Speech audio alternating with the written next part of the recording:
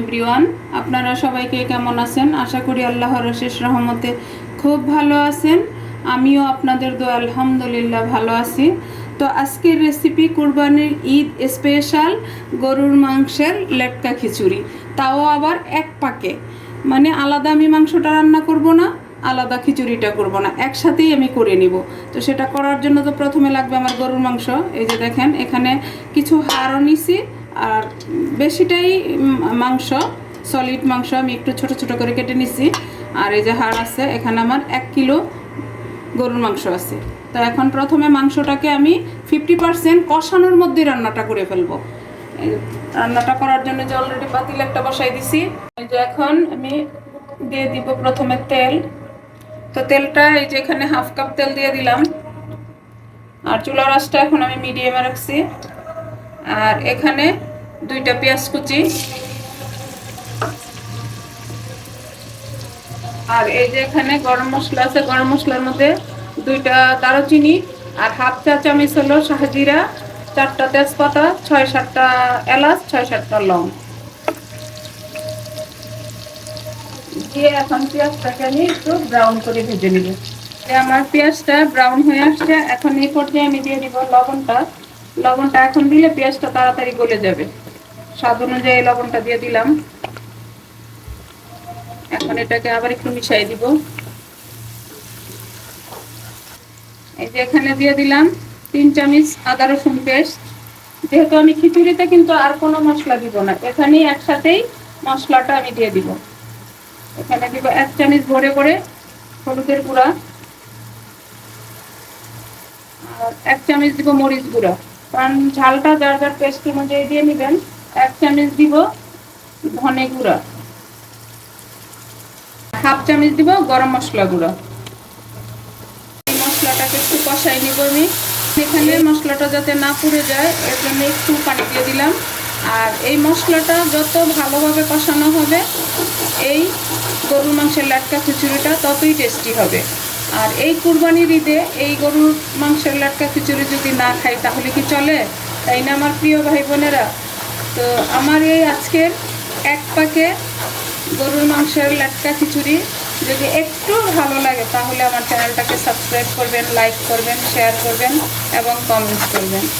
আমার প্রিয় ভাই বোনেরা, যারা পুরানো আছেন তাদেরকে অসংখ্য ধন্যবাদ, আর নতুনদেরকে আমার চ্যানেলে স্বাগতম।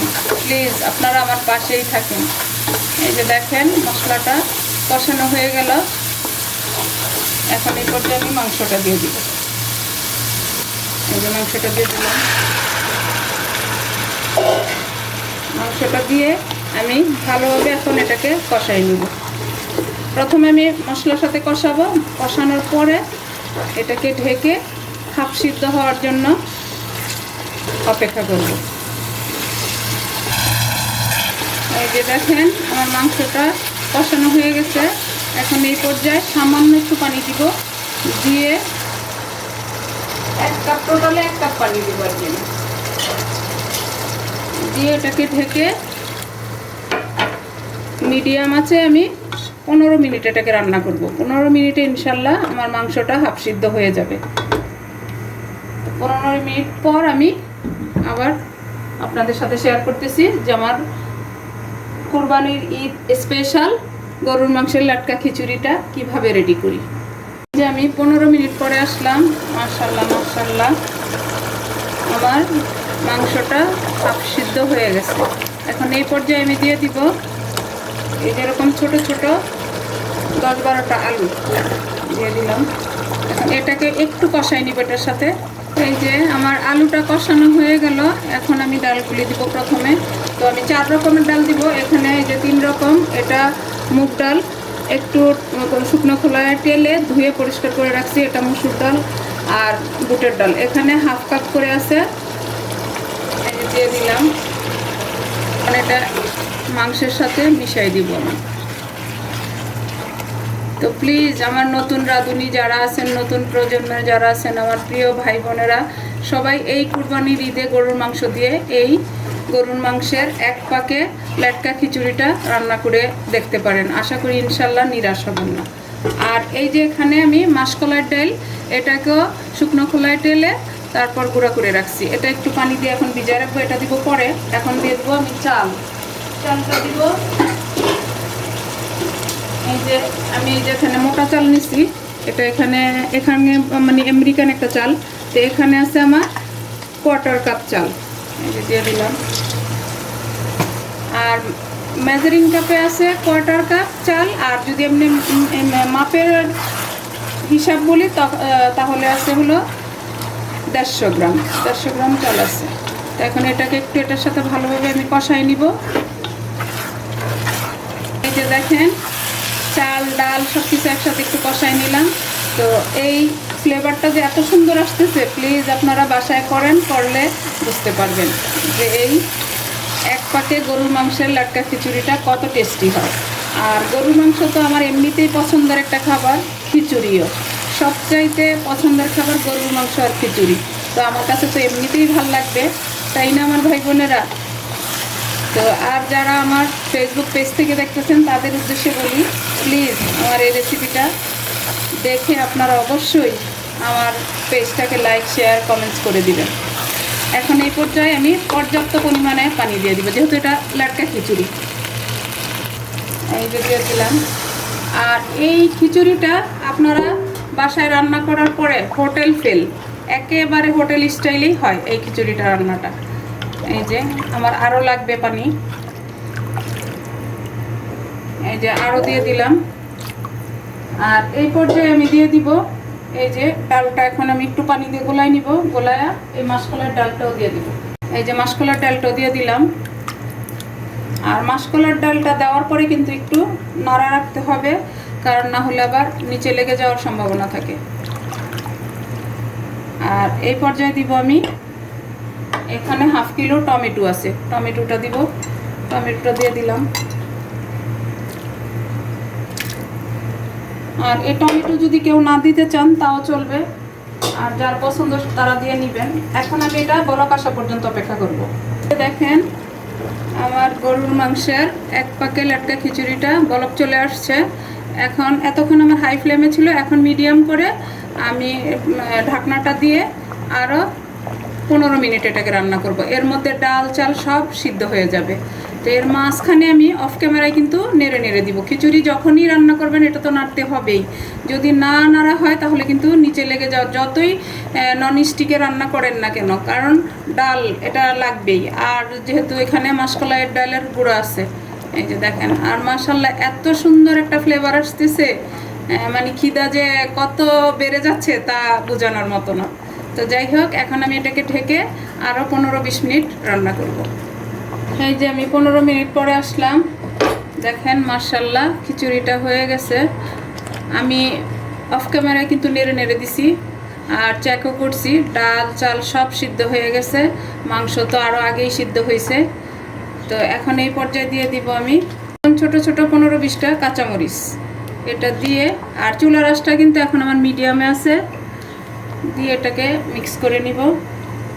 এটা ঝালটা ছড়াবে না, কিন্তু সেন্টটা আসবে কাঁচামরিচের। এই পর্যায়ে দিয়ে দিব আমি 1 চামচ জিরা গুঁড়া, এই যে ভরে একেবারে 1 চামচ জিরা গুঁড়া দিয়ে দিলাম। তো প্লিজ আমার ভাই বোনেরা, এই কুরবানির ঈদের স্পেশাল গরুর মাংসের এই লাটকা খিচুড়িটা এক পাকে রান্না করে দেখেন, আশা করি ইনশাআল্লাহ খুব ভাল লাগবে। এই যে দেখেন, এখন এই পর্যায়ে দিয়ে দিব আমি 1 কাপ ধনেপাতা, একেবারে পুরো 1 কাপ ধনেপাতা দিলাম। আর এই খিচুড়িতে ধনেপাতাটা যত বেশি দেওয়া যাবে ততই টেস্টি হবে। এখন এটাকে আমি সাইডে রেখে এই বাগারটা রেডি করে নিব। বাগারের জন্য আমি একটা কড়াই বসাই দিছি। এখন এখানে আমি ঘি দিয়ে বাগারটা দিব। ঈদ স্পেশাল খিচুড়ি বলে কথা, তাই না? তো এখানে তো একটু ঘি দিতেই পারি। তো 2 চামচ ঘি দিয়ে দিলাম, দিয়ে এখন বাগারটা রেডি করব। এই যে পর্যায়ে দিয়ে দিব আমি 2টা পেঁয়াজ কুচি। এখন এটাকে একদম বেরেস্তা করে দিব। এই যে দেখেন আমার বেরেস্তাটা হয়ে গেল। এখন আমি বাগারটা দিয়ে দিব। এই যে এখন আমি বাগারটা দিয়ে দিব। মাশাআল্লাহ মাশাআল্লাহ, ঘিয়ে ভাজা পেঁয়াজ বেরেস্তার গ্রাম তো আমরা জানি কেমন, একেবারে খিচুড়িটা আরো লোভনীয় করে দিল আর কি। এখন এটাকে আমি একটু মিক্স করে দিব, মিক্স করে এটাকে আমি নামাই নিব, নামায়া সার্ভ করে আপনাদের সাথে শেয়ার করতেছি যে আমার কুরবানির ঈদ স্পেশাল গরুর মাংসের লাটকা খিচুড়ি এক পাকে রান্নাটা কেমন হলো। এই যে দেখেন আমার প্রিয় ভাই বোনেরা, কুরবানির ঈদ স্পেশাল গরুর মাংসের লাটকা খিচুড়ি রান্না করা হয়ে গেল। এই যে দেখেন মাশাল্লাহ, এই যে মাশাল্লাহ মাশাল্লাহ, মানে এখন আর দেরি সহ্য হচ্ছে না, তাড়াতাড়ি আপনাদের সাথে শেয়ার করেই খেতে বসে যাব, কারণ খিচুড়ি কিন্তু আমার অনেক পছন্দের খাবার। তো এই খিচুড়িটা এটা রান্না হয়ে গেল। আর কেউ যদি চান সাথে মাংস নেওয়ার জন্য, মাংসটাও আমি রান্না করে নিলাম সাথে। আর এরকম যদি একটু আমের আচার হয় তাহলে আর কি চাই, তাই না আমার প্রিয় ভাই বোনেরা। তো এই যে দেখেন আমি এখানে সার্ভও করে নিছি, এই যে এখানে এটার সাথে যদি একটু আমের আচার হয় আর কি চাই, আর কিচ্ছু লাগবে না। তো আমার প্রিয় ভাই বোনেরা, কার কার আমার মতো এরকম গরুর মাংসের লাটকা খিচুড়ি পছন্দ আমাকে অবশ্যই জানাবেন। তো যাই হোক, এই যে এখানে আমি একটা চামচ দিয়ে দিলাম, এখানে একটা চামচ দিয়ে দিলাম। দেখেন মাশাল্লাহ মাশাল্লাহ, দেখতে যেমন লোভনীয়, খেতেও ইনশাল্লাহ টেস্টি হবে, কারণ এখনো তো খাই নাই, এই জন্যে বললাম। তো যাই হোক, আজকে আমার কুরবানির ঈদ স্পেশাল গরুর মাংসের লাটকা খিচুড়ি এক পাকে রান্না করা শেষ হয়ে গেল। আজকে আমি আপনাদের কাছ থেকে বিদায় নিব, আবার নতুন কোনো রেসিপি নিয়ে আসব। আল্লাহ হাফেজ।